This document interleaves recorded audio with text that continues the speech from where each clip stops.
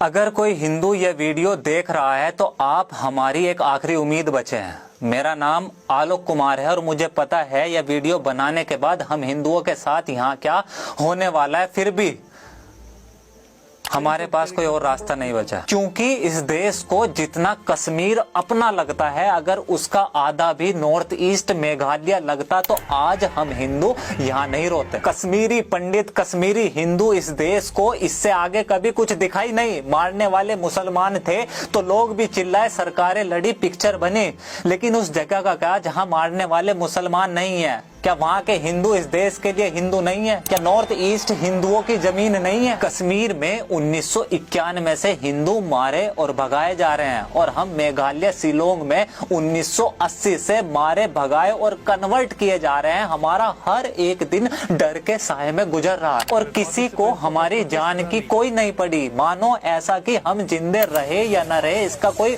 मतलब ही नहीं। आप हंसते हैं ना कि हम राइस बैग लेकर कन्वर्ट हो जाते हैं। कभी यह जानने की कोशिश करी कि हमारी जिंदगी कैसे गुजर रही है, पिछले 40 सालों से हमारे साथ क्या हो रहा है, यह जानने की कोशिश करी? तो आज सुनो।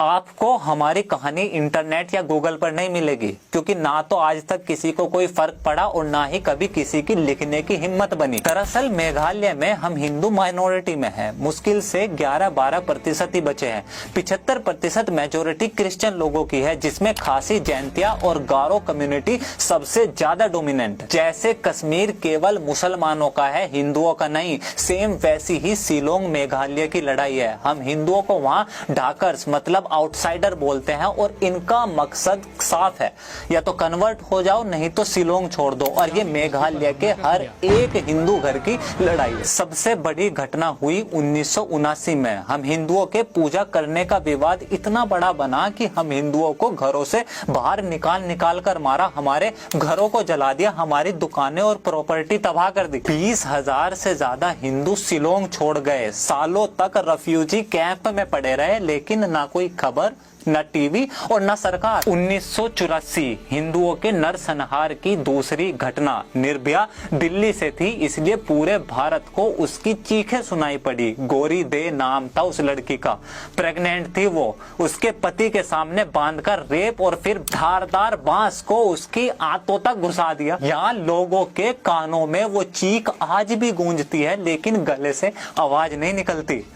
1987, 1992 5-5, 7-7 महीने के बच्चे ऐसे फेंके गए जैसे कोई पत्थर फेंक रहा हो। जिंदा लोगों को सरेआम जला दिया। तब से और आज तक आए दिन हिंदुओं पर हमले चल रहे हैं। यहाँ पुलिस और या लोकतंत्र काम नहीं करता। इस देश में लोकतंत्र केवल वही काम करता है जहाँ हिंदू मेजोरिटी में हो, वरना पुलिस और प्रशासन सब चुपचाप हमें मरता हुआ देखते हैं। अगर हम हिंदू शिलोंग में जिंदा है या लड़ पा रहे हैं तो वो केवल हरिजन सिख बस्ती या वहाँ बने गुरुद्वारे की वजह से है। जब भी शिलोंग में कोई दंगा होता है तो सारे हिंदू हरिजन बस्ती या गुरुद्वारे में चले जाते हैं। शिलोंग में केवल एक वो ऐसी जगह है जहाँ किसी की हिम्मत नहीं कि हमला कर दे, और इसी वजह से यहाँ के क्रिश्चियन लोगों की दो मांगे चल रही है। एक कि हरिजन बस्ती को रिलोकेट कर कहीं और बसाया जाए, दूसरा इनर लैंड परमिट कि अगर किसी को मेघालय या शिलोंग में आना होगा तो वो केवल परमिट लेकर ही आ सकता है। अगर ये दो चीजें हुई, यकीन करें कि अगले कुछ सालों के अंदर मेघालय शिलोंग में ना के बराबर हिंदू होंगे। कभी सोचा है यहाँ मेघालय शिलोंग में कभी कोई रेलवे क्यों नहीं आने दी? ये लोग नहीं चाहते कि यहाँ देश भर से ज्यादा संख्या में हिंदू आए या यहाँ आके नौकरी या बिजनेस करे। आज आप कश्मीर में जमीन खरीद सकते हैं, लेकिन मेघालय में कोई हिंदू जमीन नहीं खरीद सकता। सारी गवर्नमेंट जॉब पहले से ही रिजर्व है। 80% प्राइवेट जॉब ऑलरेडी रिजर्वेशन में है। टैक्स केवल हिंदू देंगे, दुकान और बिजनेस का प्राइवेट हम हिंदुओं को नहीं मिलेगा। स्कूलों में हिंदू बच्चे टॉयलेट नहीं जाते कि वहाँ कोई मार न दे। शाम को 5 बजे के बाद लोग घर से बाहर नहीं निकलते, पता नहीं वापस आए या ना आए।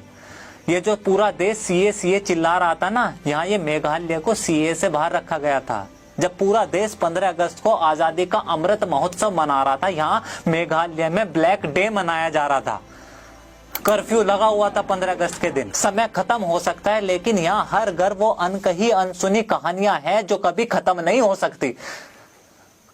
शिलोंग में माँ बाप अपने बच्चे को बोलते हैं कि अगर अकेले में कोई कुछ पूछे तो बोलना हम हिंदू नहीं खासी है।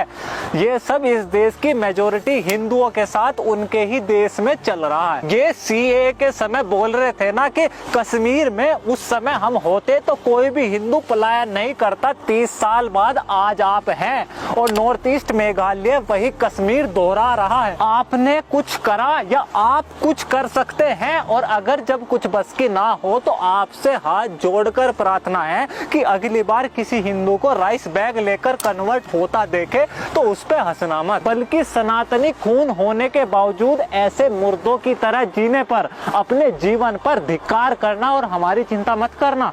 हमारी आखिरी सांस भी प्रभु श्री राम का नाम लेगी। बस एक आखिरी विनती है आपसे, मात्र खून से नहीं, कभी तो व्यवहार से सनातनी बनो। इस बार ज्यादा कुछ कहने का मन नहीं है। मेरा ये काम जरा भी पसंद आए तो प्लीज द टॉक्सो को